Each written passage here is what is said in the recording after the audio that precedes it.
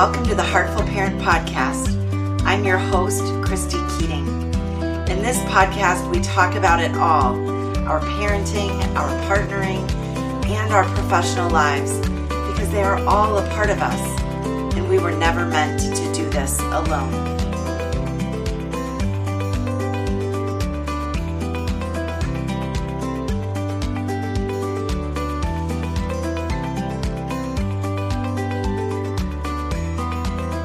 Hey parents, hey friends. We're back for another episode of the Heartful Parent Podcast, and I'm really excited to be doing a solo episode for you this week where it's just going to be you and me chit-chatting about something that's really important in the parenting space. So unlike a solo episode that I did earlier this summer where I sort of confessed to you all about a big parenting fail that I had where I completely lost it on my kiddo. This week, we are going to be talking about one of my most important parenting tools that I share with parents. So yes, still making parenting mistakes, still having parenting fails like all of us do, even those of us who work in the space. But this week, that's not the focus. This week, like I said, we're going to talk about a parenting tool that I think is really important, and we're going to have a little bit of a reality check. So if you have followed my work or been familiar with my work for any period of time, if you are a member of the Heartful Parent Academy, and P.S., if you're not, you should be. If you attended the Safe Parenting Summit, if you found my work through the Parenting Outside the Box or Parenting in a Snap framework, however you came to me, if you've been following my work for any period of time, you know a couple of things about me. So first, you know that I am a big proponent and a big teacher of both brain and body safe parenting strategies. I believe that we cannot be safe, truly safe, if our brains aren't safe, our emotional side isn't safe, and if our bodies aren't safe, right? So that is what I teach. That is the focus of my work. I also believe that fear-based education does not serve us. And so again, if you've been following my work, you know that I do not subscribe to fear-based education. It doesn't serve us. It doesn't make us safer. It doesn't make us feel better. There's so many reasons that it doesn't help. And yet, fear and fear-mongering is absolutely pervasive in our culture. So we're going to dig into that a little bit this week. And actually, we're going to talk about it next week as well. So, in the world of media as it currently stands, whether that's media on the news, media on the internet, social media, text message notifications that you get, what we know is that fear sells. Right? Making people fear things sells. And for that reason, there's, as I said, a lot of fear mongering. It's clickbait, right, for media companies. And we also know that there is a lot of misinformation and disinformation being promulgated on the internet by people with various interests and various reasons for doing that. But the bottom line is sort of the more fearful you make people, the easier it is to control them. And it doesn't serve us in parenting. It doesn't serve us in politics. It doesn't serve us anywhere, in my humble or not so humble opinion. One of the most pervasive fears that we see in parents, and this is perpetuated by the media, is the fear of kidnapping, stranger kidnapping, right? Of our child being snatched off the street. And in fact, in a recent poll that was done, it was revealed that this fear, the fear that a stranger will hurt or attack or kidnap our children, is it's in the list of top 5 fears. They've sort of broken it down, and it's the second and fourth biggest fear that parents have. It is huge. And so when you add that together, it is actually the largest fear that parents have of this random attack by a stranger, of kidnapping by a stranger. And the unfortunate thing about that, and look, let me first say, any of you that have attended any of my safety talks, I do give you skills, tools, and information that you should be aware of and should share with your children, because we do need them to be savvy and smart out there. But the reality is that the likelihood of any particular child being kidnapped or abducted in this country, in the US at least, is so exceedingly low as to be a non-issue, right? Like, it shouldn't even be in the top 15 or 20 of fears that parents have, because the likelihood is so low.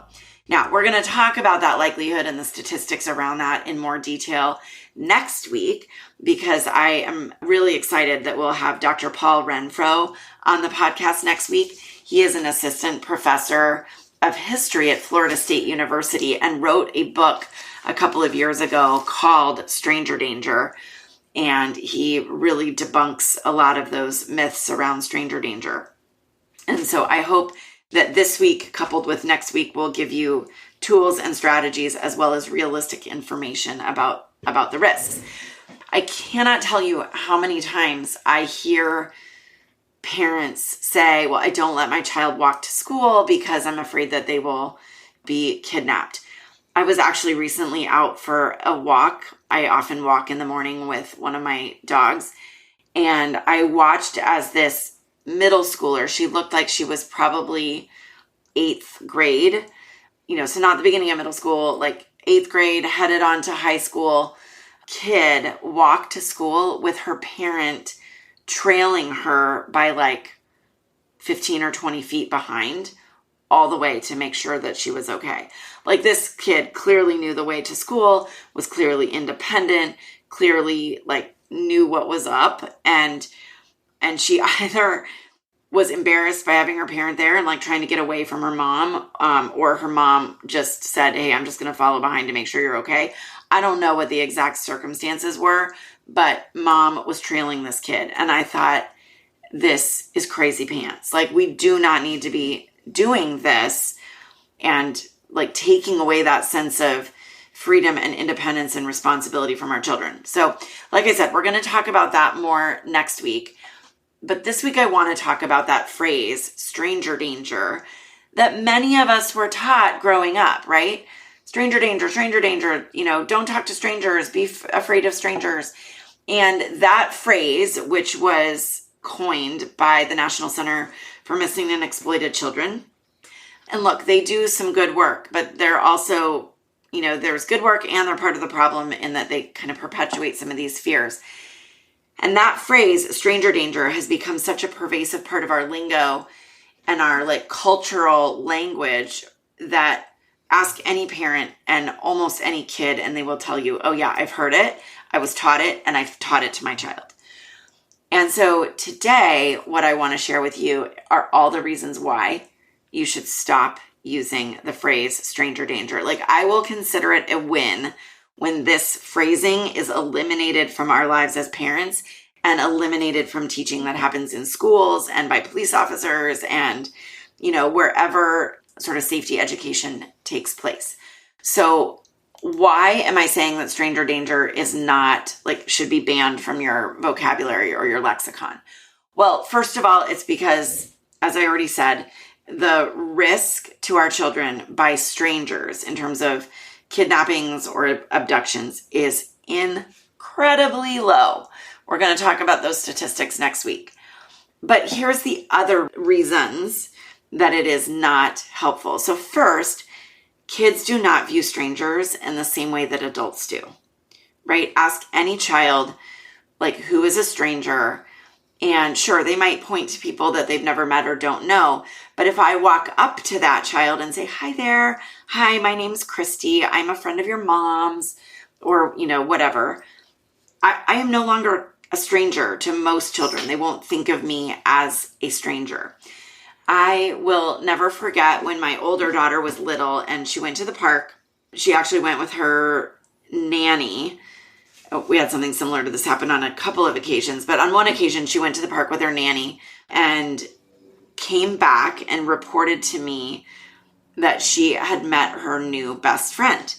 She'd gotten to play with her new best friend at the park. And I asked her, well, what's your best friend's name? And she said, I don't know.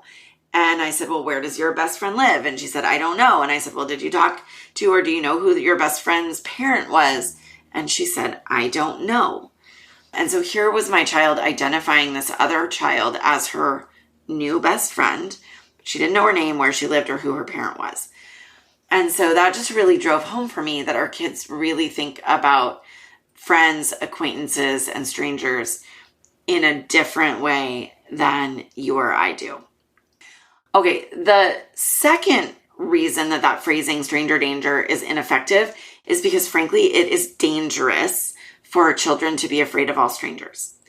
The reality is that the overwhelming majority of strangers out there, whether it's in a store or a neighbor or, walking down the street, the overwhelming majority of strangers are safe, would mean your children no harm, and would be a reasonable person for them to get help from if they needed it.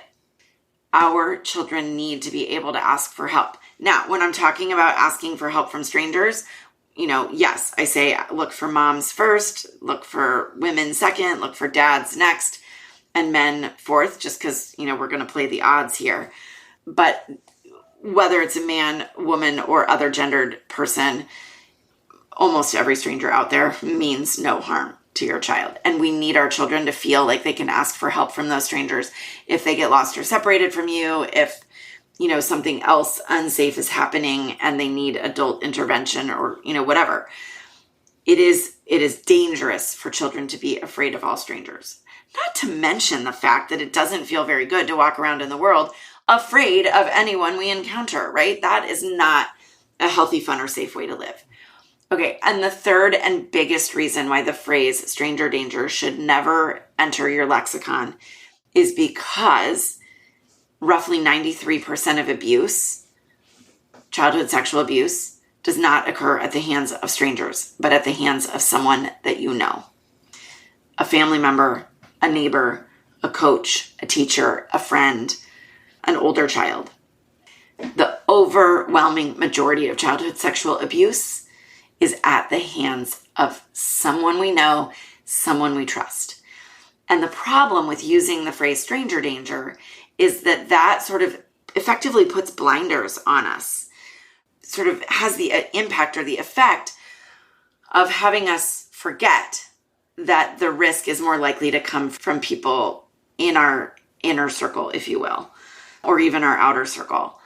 It's not likely to come from a stranger. And so if we talk to kids about strangers, then they are fearful of strangers, and they are also not equipped with the tools, information, and sort of empowerment to be aware of where danger might actually come from.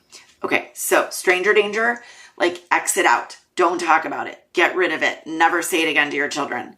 If you agree with me, you might be then asking the next logical question, which is, great, Christy, fantastic, but what do we use instead? So here's what I would like you to use instead. And again, I will consider it a win, the crowning achievement of my professional life, if I hear this phrase more often than not from parents who I talk to and hear from. I would like you to replace the phrase stranger danger with the phrase tricky person. Okay, what is a tricky person and why does this matter? Well, first of all, after I share the definition with you, you will see that it makes a lot more sense and it's a lot easier for children to understand. So here's the definition of a tricky person. First, it can be a stranger, it can be a family member, or it can be a friend. Okay? It can be someone that we know a lot, someone that we know a little, or someone that we don't know at all. Okay, that's the second, identifying thing. Third, it can be any gender. They can be any gender and any age. Abusers can also be other children.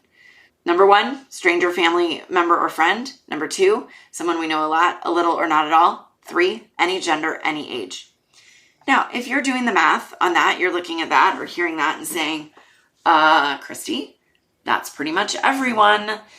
And yes, you're right. It is. It's really all inclusive. So here is the differentiating characteristic of a tricky person. A tricky person is anyone who tries to trick a child into breaking a safety rule or makes them feel uncomfortable for any reason.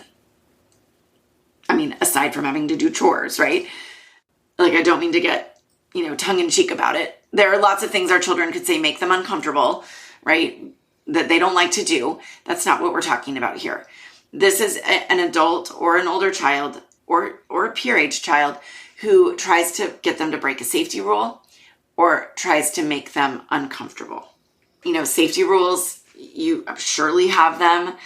Safety rules are things like trying to touch the bathing suit areas or a child's mouth, asking a child to keep a secret, interfering with a child's privacy. Any of those kinds of things that you are inevitably talking with your children about anyway, those are safety rules, and any child or adult who tries to get your kiddo to break those safety rules is a tricky person. It is also, they are also a tricky person if they make them feel uncomfortable, right? If it just gives them an uh-oh or icky feeling in their body or their tummy, right? That is how we classify a tricky person. And this language makes so much more sense. It's so much more clear to our kids. And what it does is it takes the blinders off and allows us and our kids to be aware of risks coming from anywhere, close to home or not close to home. And of course, as we've already discussed, the risks are much more likely to come from close to home. So I'm going to leave this week's podcast episode there because, as I said, next week we have Dr. Paul Renfro coming in to talk about his book, Stranger Danger, and how that phrase kind of came to be a pervasive part of the American lexicon and, Western culture lexicon, and why it's not helpful to us, like sort of what it's done to us as a culture and in families. And I'm really excited for you to hear from him. If you have any questions about this, email me, reach out, Christy at theheartfulparent.com. And if you would like more support around this or around parenting in general, around those brain safe and body safe parenting strategies, like I mentioned at the beginning, you need to be in the Heartful Parent Academy. We are one of only about 4 positive discipline certified products in the entire United States and only about 6 or 7 worldwide. There are 13 core modules in there where we talk about everything from self-care to partnering to heartful parenting to safety. Pretty much everything that you need to know to parent with brain safe and body safe strategies. It is awesome. The members in there are heartful, loving, caring parents, and we'd love to have you join us. In the meantime, get rid of stranger danger and start using tricky person. Teach it to your child today, use it from here on forward, and we'll talk about this in more detail next week. I'll talk to you soon.